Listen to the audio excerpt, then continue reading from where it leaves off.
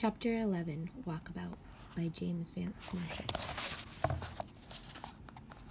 Physically, the Australian Aboriginal is tough. He can stand any amount of heat, exposure, or cold, and his incidence to pain is remarkably low. But he has an Achilles heel, mental euthanasia, a propensity for dying purely of autosuggestion. Experiments have proved this. Experiments carried out by Australia's leading doctors. On the one hand, a group of Aboriginals voluntarily, of course, have spent a day in the desert at a temperature of roughly 95 to 100 degrees Fahrenheit and have spent the night in a sealed-off chamber thermostatically controlled to a temperature of minus 15 degrees, 47 degrees of frost. They slept well without any sort of protection, and though they were naked, felt no cold. On the other hand, Aboriginals who are 100% physically fit have been known to die purely because tribal medicine man has put the death curse on them.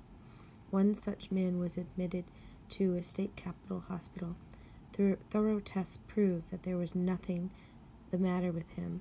Psychoanalysts tried to instill in him the will to live, the will to fight, but in vain. The medicine man had said that he was going to die, and die he did, of self-induced apathy. Death to the Aboriginal is something that can't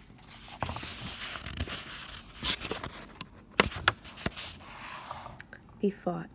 Those whom the spirit wants he takes, and it's no good kicking against the pricks.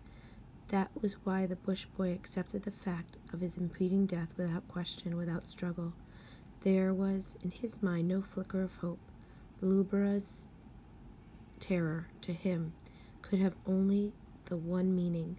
He had seen terror like hers before, in a woman's eyes after prolonged and unsuccessful childbirth, in an old man's face when he had become too weak to walk and the tribe has passed him by, leaving him alone in the waterless desert.